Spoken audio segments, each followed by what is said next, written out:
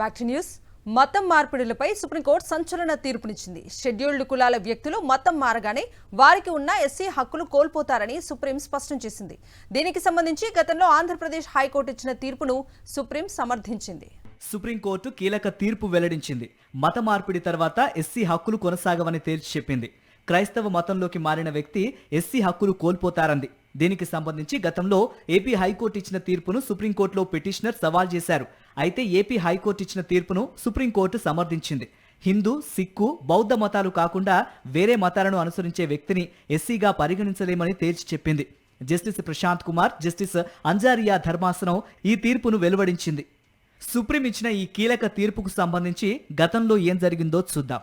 Schedule కులాలు అంటే SC వ్యక్తులు క్రైస్తవ మతంలోకి మారితే ఆ రోజునే వారి ఎస్సీ హోదా రద్దవుతుందని గత ఏడాది మే నెలలో హైకోర్టు స్పష్టం చేసింది.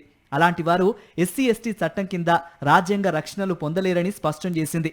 క్రైస్తవంలోకి మారిన వారు ఎస్సీ ఎస్టీ నిరోధక చట్టం కింద ఫిర్యాదు చేయలేరని, ఒకవేళ ఆ ఫిర్యాదు ఆధారంగా పోలీసులు కేసు నమోదు చేసినా అది చెల్లదని హైకోర్టు గతంలో తేల్చి చెప్పింది. క్రైస్తవ మతంలోకి మారి పాస్టర్గా కొనసాగుతున్న చింతాడ ఆనంద్ అనే వ్యక్తి ఎస్సీ ఎస్టీ చట్టం కింద కొందరిపై ఫిర్యాదు చేయటాన్ని హైకోర్టు గత ఏడాది తప్పుబట్టింది. ఎస్సీ ఎస్టీ చట్టాన్ని సదరు పాస్టర్ దుర్వినియోగం చేశారని స్పష్టం చేసింది. క్రైస్తవ మతంలో కులమన్నది లేదని స్పష్టం చేసింది. క్రైస్తవ మతంలోకి మారి పాస్టర్గా కొనసాగుతున్న నేపథ్యంలో ఆనంద్ ఎస్సీ ఎస్టీ చట్టం కింద రాజ్యాంగం ఇచ్చిన రక్షణను కోరలేరని హైకోర్టు తేల్చి చెప్పింది. ఈ నేపథ్యంలో ఈ కేసు సుప్రీంకు వెళ్లింది. ఇరువైపులా వాదనలు విన్న సుప్రీంకోర్టు గతంలో ఆంధ్రప్రదేశ్ హైకోర్టు ఇచ్చిన తీర్పును సమర్థించింది. మత మార్పిడి తర్వాత సదరు వ్యక్తికి చెందిన ఎస్సీ హక్కులు కొనసాగవని తేల్చి చెప్పింది.